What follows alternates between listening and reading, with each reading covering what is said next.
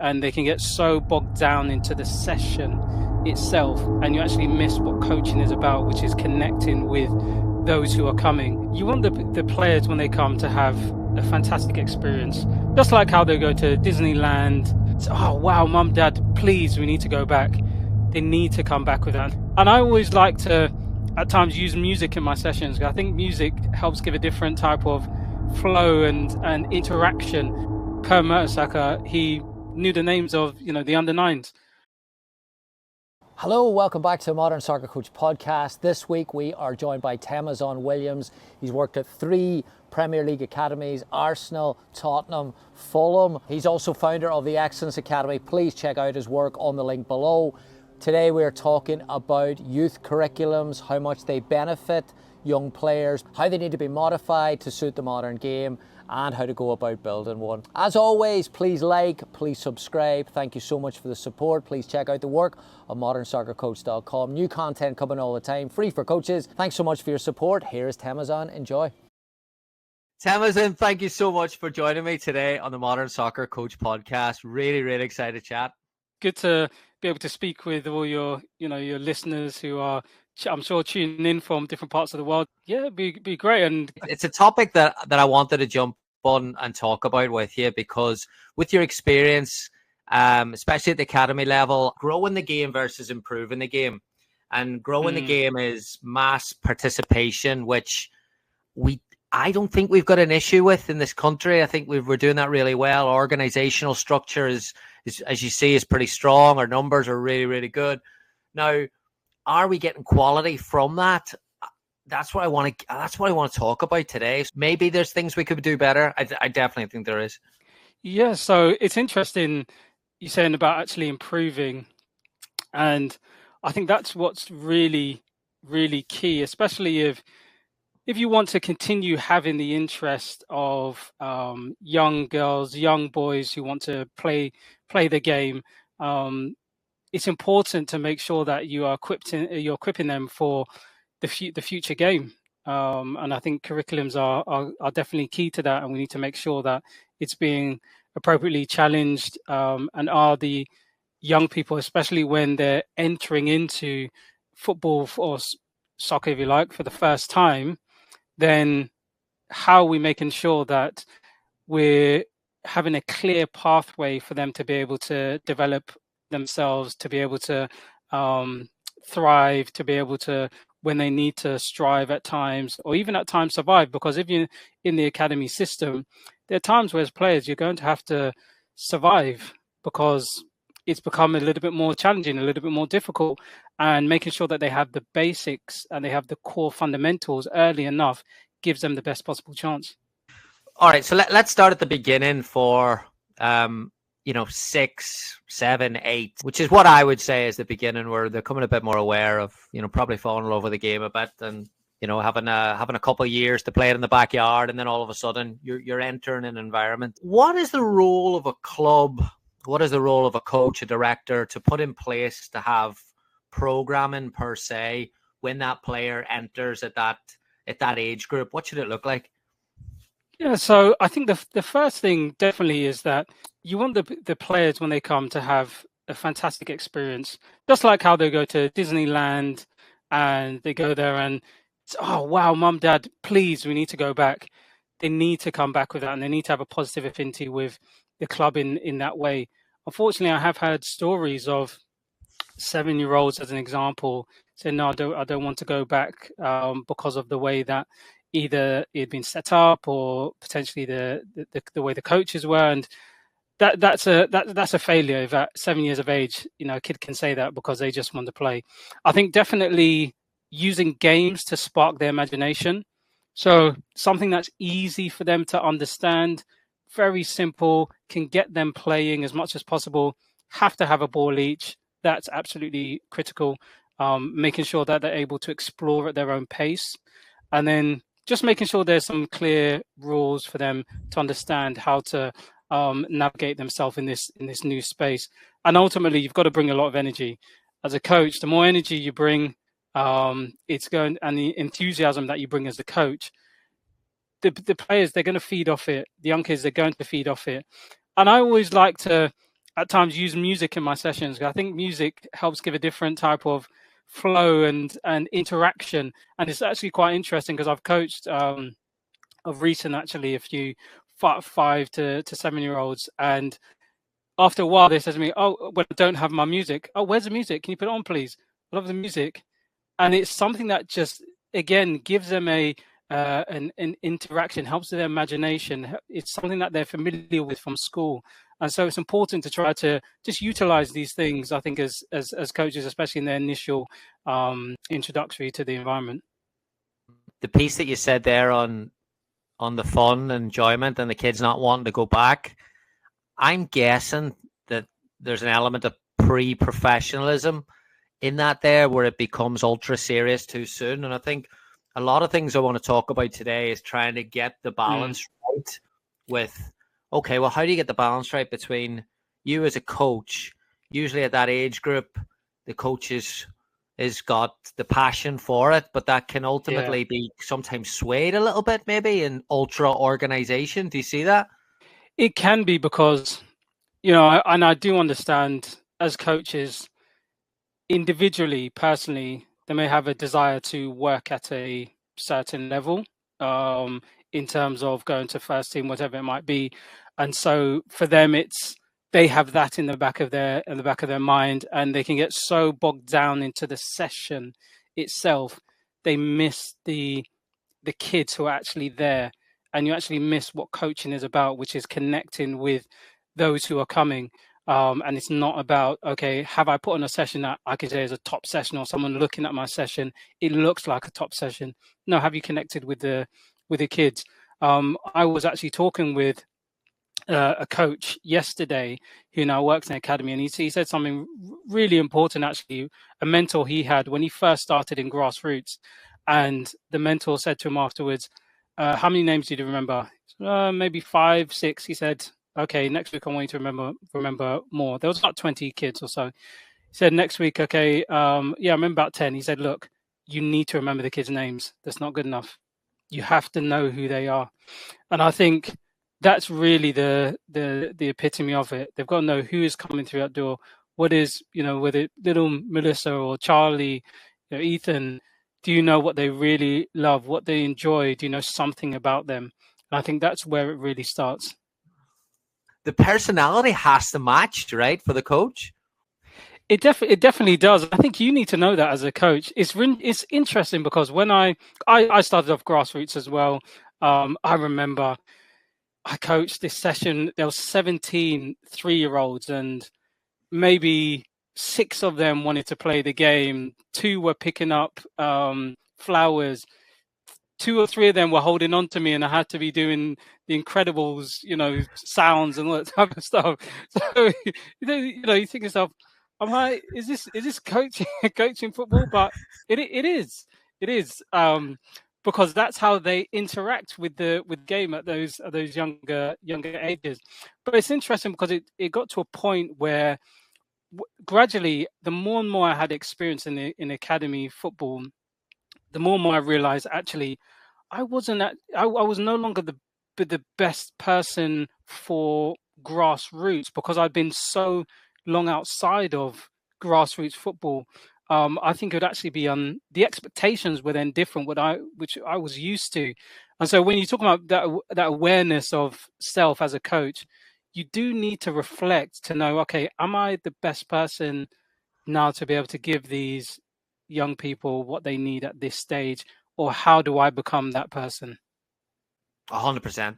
100%. Sometimes we look at coaches from being a tier level grow, and we think from a knowledge base, and as your knowledge base gets bigger, you get better as a coach, not really taking into account that as your knowledge base gets bigger, your personality evolves and your age bracket changes, and all these things go around it, where sometimes I think today when I look at coaches, sometimes I think it's not bad, but that's the wrong audience for you sometimes. Yeah, I agree. And I think as you rightly said, with the knowledge, as the knowledge comes, as the experience comes, I think as a coach as well, you start to have an understanding of, okay, where do I enjoy or feel like my skill sets lie the most. So we've spoken about it. There are coaches who actually their skill set they feel is more so towards the foundation phase, which is 9 to 11, and actually they've spent 10 years there, and they are the experts in foundation phase, as opposed to someone who's just been through the academy system as a coach over 10 years and coached different age groups. They've spent 10 years with that age group, so they have that level of detail. And I think it's important to recognize that as a coach as you go through your journey. And I remember when I decided to settle more so with the 15, 16, 16 age group, because I felt actually that's where I feel like I have the best impact, and I actually enjoy that transition when it's almost your last year of academy football, and how do I positively impact the young people where potentially they could be exiting the academy system. Moving on to a technical base, we've had this for a long time. The technical base is important, and obviously it's going to lead into it. But with technical base, your mind ultimately goes again back to old soccer schools where it's morning is right foot, afternoon's left foot, and all, you know, it becomes quite monotonous. But have we moved from there? Have we expanded technical base? Where are you in England with that?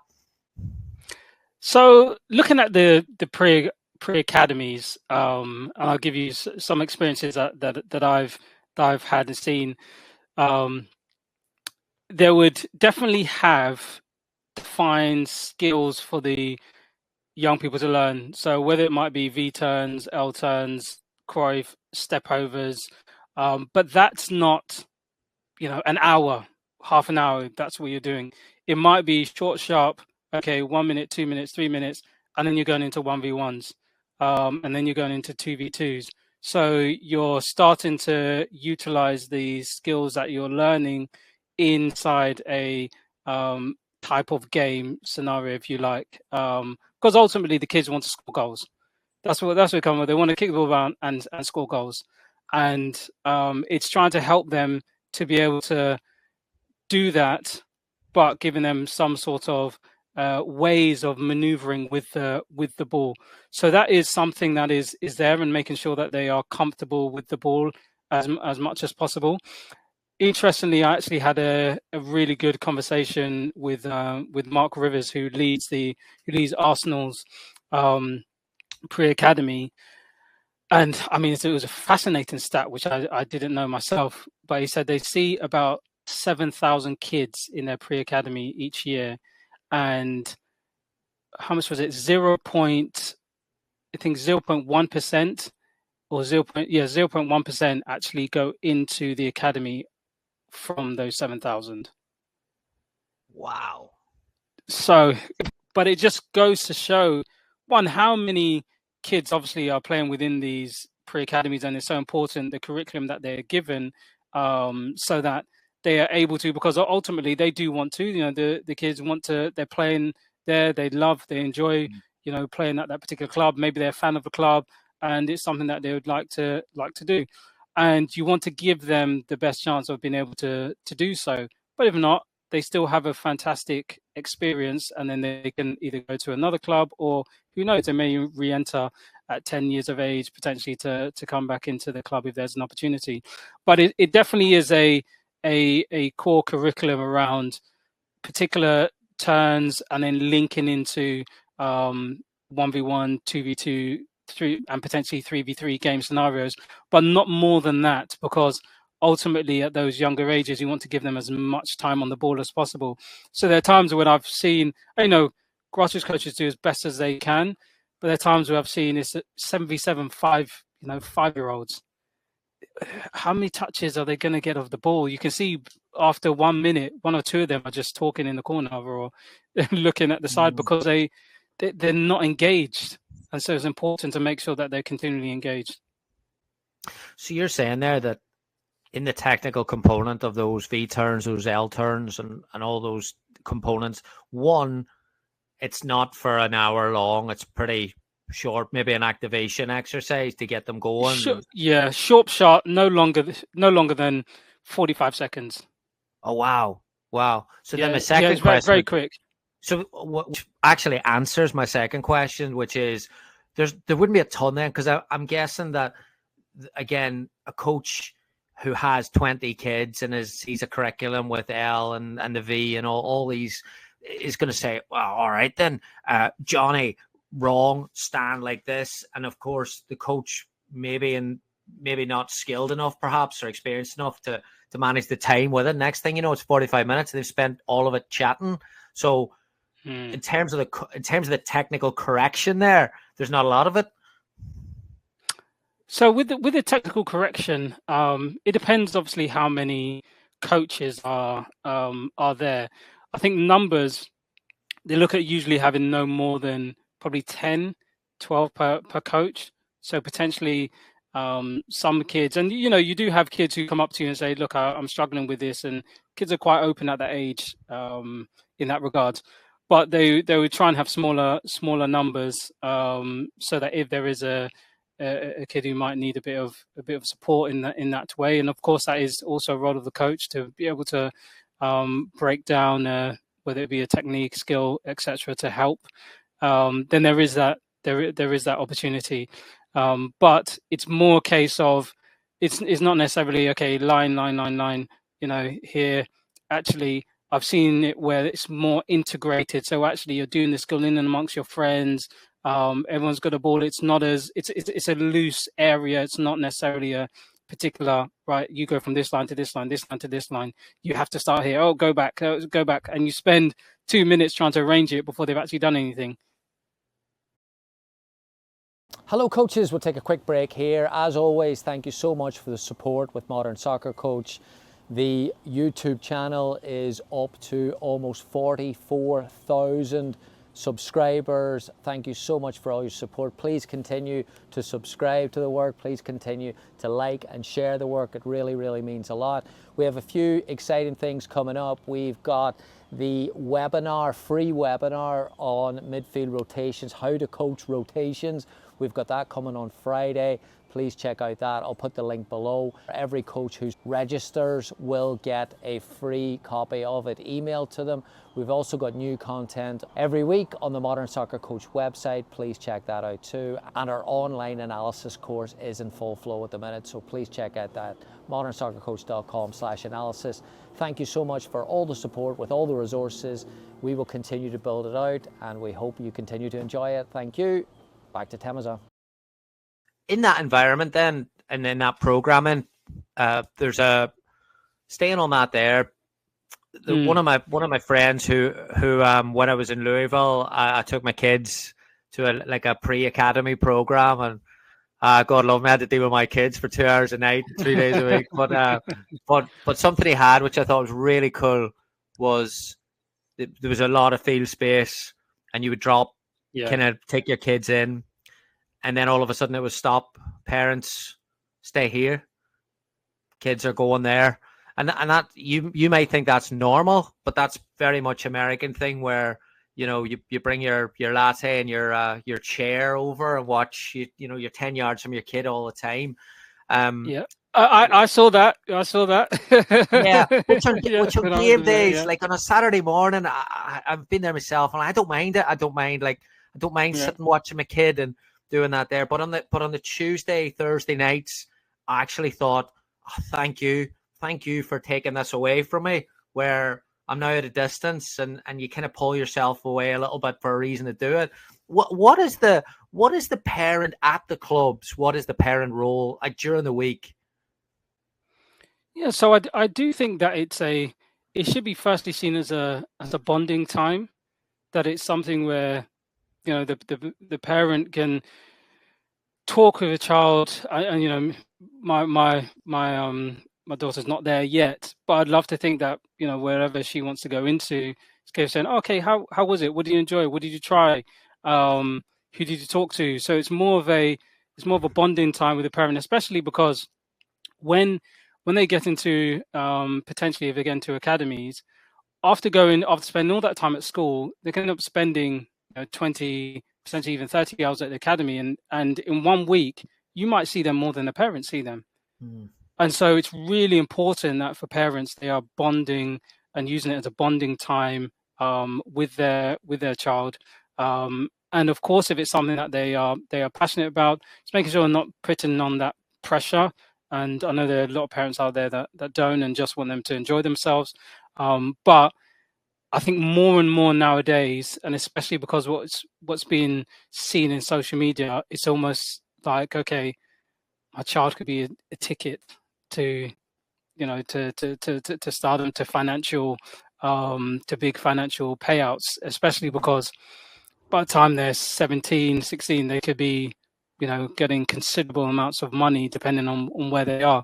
So it's also important for parents just to recognize that, look, this is it's an enjoyable journey. Let them enjoy it, wherever it will take them, and to recognize that it's only 0.00001% who actually make it as professional football players. So it's okay if they just enjoy it for 10 years, 20 years, and that's as far as it goes. Yeah, it's very, very interesting. I'm experiencing more different sports because of just the way my kids are. They pick a different one every month, so off we go. And the most interesting one was Taekwondo, where if it's indoors, Temisan, I love it because you get to sit in the air conditioning and watch it. Yeah. I love, the different type code. But here at the end of it, they brought the parents up to do part of the exercises, and I hated it. I don't want to do that at all. How high did you get your foot? I would love that. I would love that. And I did karate when I was younger, and yeah, I think it'd be great. I'd love to be part of that.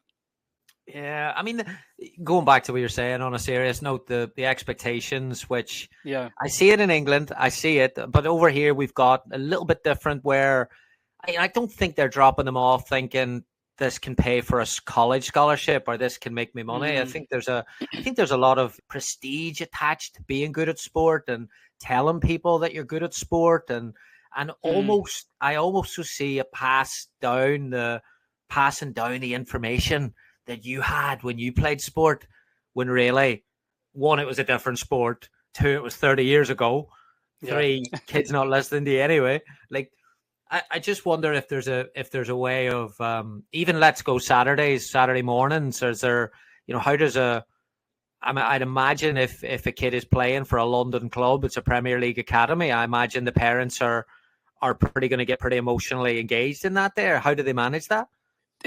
Yeah, I've seen some things, definitely. But it's not every parent. I've been privileged actually with the parents who I've engaged with. I mean, lovely parents. And one actually of recent, really interesting. One of the most recent who I saw, his son actually made his debut the other day. Josh King for Fulham, and I saw his dad just randomly a year and a half ago, and it was just really good to catch up with him. It's just like seeing a mate out. So it was, a lot of parents actually they just want to see the child doing well. But it's also important just to manage those expectations and having those boundaries. When I was at one club, a presentation they did do, which I thought was really interesting. They brought a company in, and it was how do I as a parent a talented child when I haven't been talented in that way. Fantastic. That's fantastic. I thought that was brilliant. Absolutely brilliant. I don't know because I was coaching at the time. I don't know the specificities of the presentation, but I thought, yeah, you're doing something really important here. Yeah, that's where I think that there's a lot now of progress in this area, especially in the US with again parent education and Sky Eddie Bruce at Soccer Parenting does a brilliant job. I almost think that we need to be more specific with topics like that would definitely help. I mean that's got, because what that does is that makes you think that maybe again I was a quarterback from a high school team, but little Stevie is a goalkeeper. There are two different contexts. You standing behind the goal is not any given Sunday. It's not the same thing as and I think that again, I don't like using the word ego, but I think just the novelty of having a talented kid kind of takes you down a path that. Yeah, it's tough, because especially when you get to that 15s, 16s age group, where really now contracts are just on the cusp, and first team could be a year and a half away, 2 years away, if not even before that. It can get very, very touchy for some parents, if they feel as though, is my kid going to be released? Are they going to make it here? And obviously hearing and being aware of the financial implications and the opportunities that can be afforded, of course, for their child, but ultimately as well, thinking about family wise, it can be difficult. And I think that does need to be managed very carefully. And I think clubs try to do it best as possible to keep parents informed, but also not give them too much information, in the sense that then I'll turn that information back on you, because ultimately there's so much involved in it. It's not just one person's decision in regards to players. It's a multiplicity of coaches, plus the academy manager, head of coaching, and you got sports scientists involved as well, the psychologists, and the analysts producing clips. So there's a multiplicity of people involved nowadays to make one decision. When does a curriculum start moving from that technical base to more team concepts?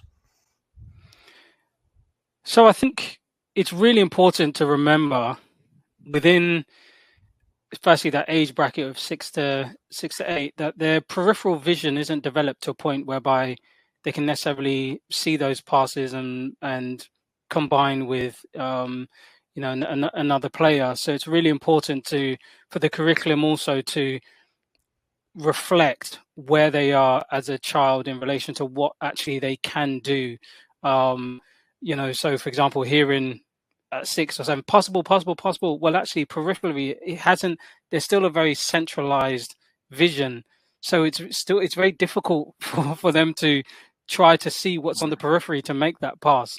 So it's important that that reflects that.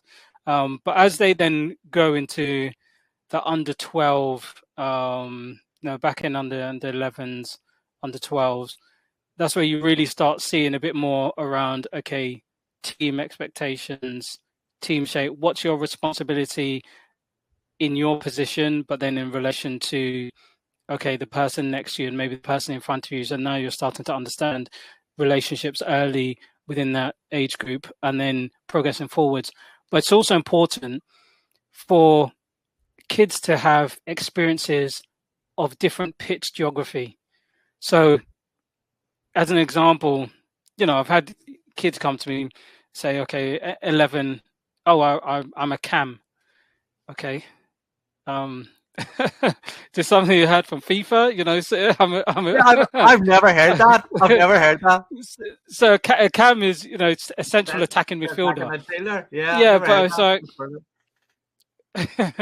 you think to yourself, probably heard it from somewhere, played it on FIFA, but what do you understand by that in its entirety, and obviously then with whatever shape you play, etc. So it's really important to make sure that, I think for players especially, that they understand, okay, you're not, especially when they're younger, you're not fixed in a certain position. You're going to be experiencing different positions across the pitch for you to get a good appreciation of what it means to play left side, right side, centrally, at the top of the pitch, bottom of the pitch, so that they have a better, if you like, footballing education as they now progress through the age groups. And it's very interesting, because if you look at a lot of players, when they actually make their debuts nowadays, it's not the position that they played in when they were going through the academy. So typically, Saka, he played left wing quite a lot in the academy, made his debut left back, and you've got other players similarly. And so it's important to make sure that they have those experiences, so that actually, if they do go all the way through, they've had all those years of growing and understanding, improving their understanding on different positions. So when it does come to first team where it really matters, okay, yes, I have a familiarity of playing this position. So look, I'm going to do it. I'm going to enjoy myself, and I know what I can do. As the model starts moving towards team concepts, and you're saying again the player moving in different experiences of the game, when do you think that maybe consciously or subconsciously coaches start to work on strengths rather than this all-rounder concept that you probably start the technical base with, where like you got to do A, B, C, D, and E, but then again as the player becomes, maybe it's Saka and they're an exceptional dribbler at 14, are like, well, we might need to double down on this here. Does that happen?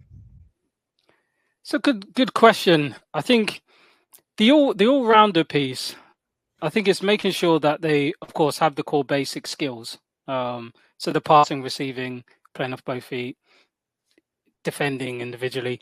But the strengths, I think the strengths are always emerging. And so just as an example, if at age 11, 12, 10, you're the quickest in the team, it's probably likely that you'll continue to have that speed. And it's now, how do you test that strength? So, for example, it might be as they now get to under 14s, under 15s, okay, you'll play up a few times. Now that isn't necessarily a strength because they're players who are just as quick as you because you're playing in the older age group. Now you've got to now develop this into a case of the timing of when I move, because that's now what's going to make the difference. And so I think it's a case of how do we stress test those strengths as they are progressing. It is definitely linked in with their individual development plans. So as players, it's important for them to be aware of what they're good at, because that gives them confidence, so that when they go onto the pitch, I know I can do this consistently at a good level, and I can have this impact on the pitch. So having that self-awareness. But I think it does need to be tested, and it's something that I actually learned from Neil Bath, who was obviously Chelsea's previous academy manager. I was at a conference, and he mentioned the team with Mason Mount and Ruben Loftus-Cheek, Reece James and Tammy Abraham. I said they just kept winning. They just kept winning as a team. He said that's not reality, and so he had to put roadblocks in their way so that they would experience, oh, actually, this strength of mine, it's being tested, and now I need to find another way, or how do I enhance it? And so I think that's definitely important for players. When you identify their strength, how do you test it? Because it's easy to say, oh, he or she, they're so quick. Oh, they've got such a great shot. Okay, but what happens when they're up against a defender who doesn't give them that space? What do they have to do now? And I think it's important. Otherwise, we're not giving them the opportunity to make the mistakes, to fail forward, and then to be able to improve ultimately as a young player, which is what the process is. It's about development and improving continuously on that journey. I went to Liverpool a few years ago, and I think it was Steve Highway had this quote up. I don't know if it was on the wall, but I remember hearing it, that making sure your strengths are good enough to get into the first team and making sure your weaknesses aren't big enough to get you out of it straight away. And I thought, great quote. Isn't it just to be like, okay, minimize these parts of it, but maximize these parts of it? Just challenges your thinking a bit more. Definitely, and it's actually it reminds me a little bit of Albert Capellas when he's at Barcelona. And I remember being on a course, and he was speaking, and he said, we were told our role when Messi, Iniesta, and Xavi came to us at under 14 was to not make them worse. And that stuck with me. Because as a coach, it's a case of saying, okay, these are their strengths. I need to nurture them to make sure I do not take that strength out of them. So obviously we know Messi is, and has been the best dribbler in the world for a decade plus. And it's easy. It would have been easy as a coach to say possible, possible, possible, possible, and we would never would have seen that type of Messi potentially at this level, or even the Iniestas of this world. And so, it's important for us to recognize as coaches when actually we just need to be quiet. We just need to be quiet and just observe and have that art of noticing. And I think there's not enough of that, which is let me actually, even if it means I'm going to not say anything for 4 minutes, 5 minutes, and 4 minutes can seem like a long time to a coach to not say anything, but actually I'm just going to observe and notice. 30 seconds could seem like a long time, not being funny for a coach in the middle of a session. It could be. It's true. It's true. It's true.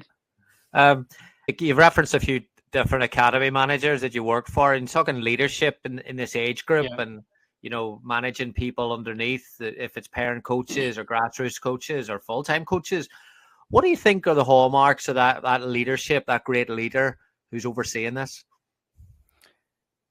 Without a shadow of a doubt, it's approachable. That's the first thing, approachable. So I've had the privilege of being under John McDermott at Tottenham, Hugh Jennings at Fulham, Ricky Duncan at Southend, and Per Mertesacker at Arsenal, and every single one of them were approachable, no matter when, where, invite you into their office, spend time with you. And those 2 minutes, even 2 minutes that they spend with you felt like an hour because they were so engaged. And because they were so approachable, you could see even the way that parents were with them. They remembered everyone's name. I think it did shock, and it shouldn't have surprised me. It did surprise me when Per Mertesacker, he knew the names of, the under-9s. And I thought, I mean, you know them just like that.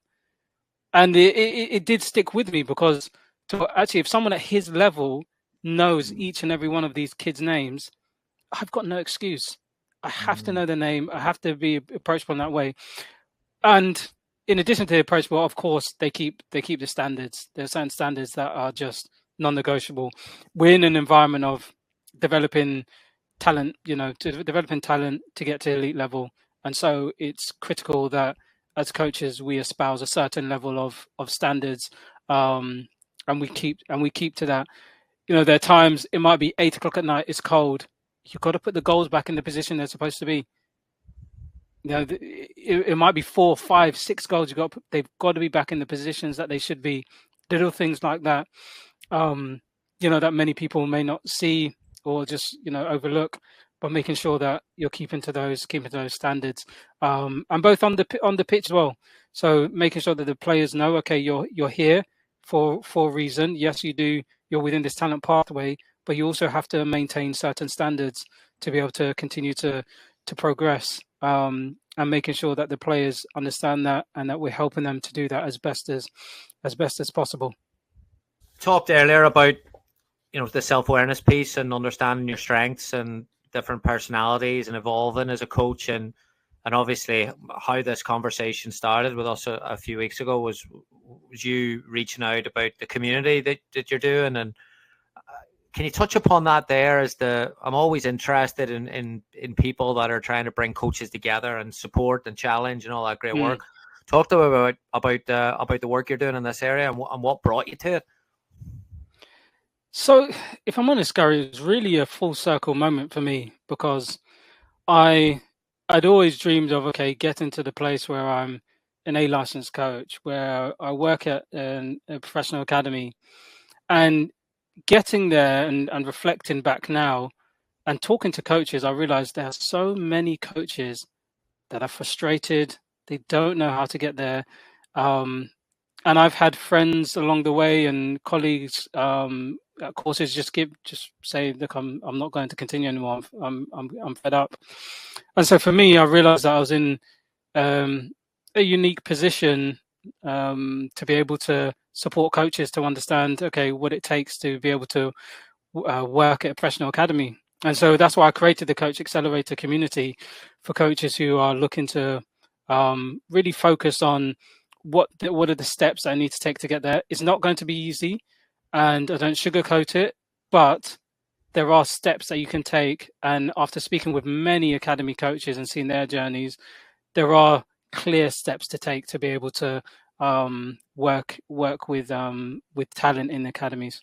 So see that pathway of, let's just say it's a coach that feels stuck and a coach that's working at the youth level and they've been doing it for 10 years, 15 years, and they feel a bit disillusioned because it can grind you down with the noise.